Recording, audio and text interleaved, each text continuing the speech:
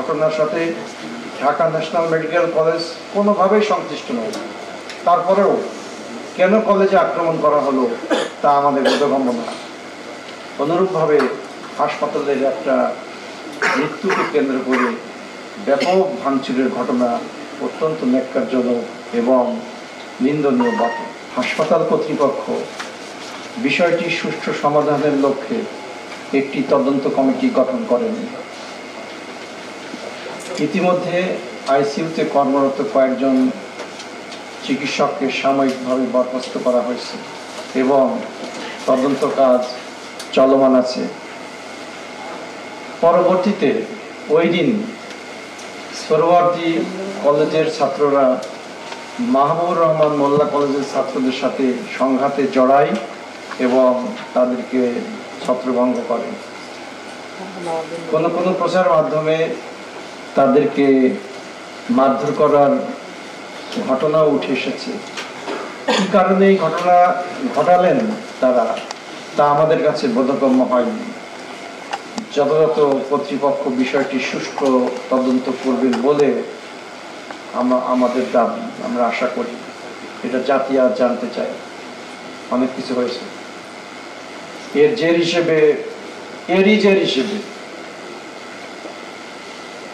Doctor Mahbubur Rahman মোল্লা college সহ ঢাকা শহরের বেশ কয়েকটা কলেজের ছাত্ররা সংঘবদ্ধ হয় এবং গত 24 তারিখ ঢাকা ন্যাশনাল মেডিকেল ইনস্টিটিউট হাসপাতালে হামলা করে ব্যাপক ধ্বংসযজ্ঞ চালায় এবং কলেজ ভবনকে আক্রমণ করে এবং ভাঙচুর করে। ছাত্রছাত্রীরাও কিছুটা আহত হয়। ছাত্র ও বহিরাগতরা হাসপাতালের অ্যাম্বুলেন্স সহ বেশ কয়েকটা গাড়ি ভাঙচুর করে এবং কর্মরত অনেক নিরাপত্তা প্রহরীকে মারধর করে। পাশাপাশি তারা সোহরাওয়ার্দী কলেজ এবং সেন্ট গ্রেগরি কলেজে হামলা চালিয়ে ব্যাপক তছনছ ও ক্ষতি সাধন করে বলে বিভিন্ন প্রচার মাধ্যম থেকে আমরা তা জানতে পেরেছি।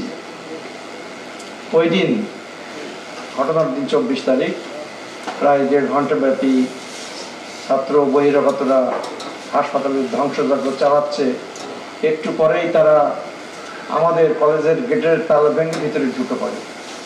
বহিরাগতরা কলেজের ভিতরে প্রবেশ করে এবং হাজার হাজার বহিরাগত বাইরে অবস্থান নেয়।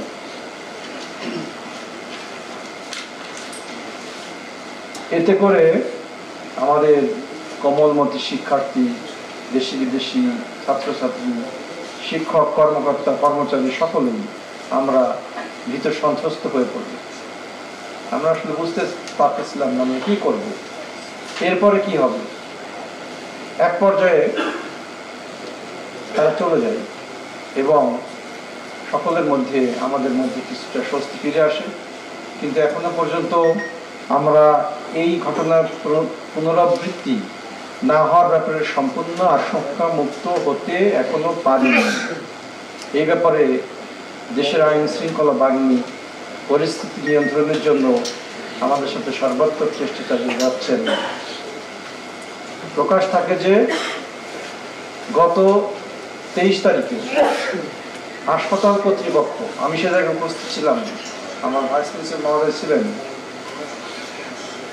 হাসপাতাল কর্তৃপক্ষ অভিজিতের বিষয়ে একটা প্রেস ব্রিফিংয়ের আয়োজন করেন এবং বিষয়টি মিডিয়ার সামনে সম্পূর্ণভাবে উপস্থাপন করেন।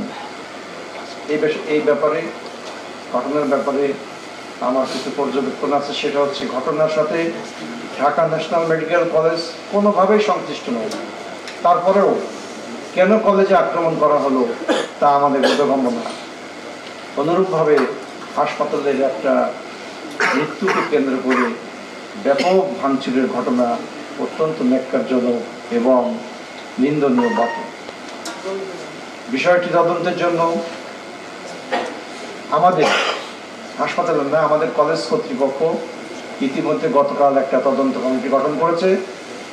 কলেজের ক্ষয়ক্ষতির পরিমাণ যাই হোক না কেন, এটা একটা কলেজ, এখানে দেশি বিদেশি ছাত্ররা পড়াশোনা করে। ভারত থেকে, নেপাল থেকে, বিভিন্ন দেশ থেকে ছাত্রছাত্রী বাংলাদেশে আসে, পড়াশোনা করে। ঢাকা ন্যাশনাল মেডিকেল কলেজের একটা উজ্জ্বল ভাবমূর্তি আছে, সেই উজ্জ্বল ভাবমূর্তি আজ পূর্ণ হয়েছে। আমরা সত্যি ব্যথিত, চিন্তিত। আমাদের অনেক ক্ষতি হয়ে গেছে এবং আমি মনে করি এতে করে কলেজের অপরিসীম ক্ষতি সাধিত হয়েছে।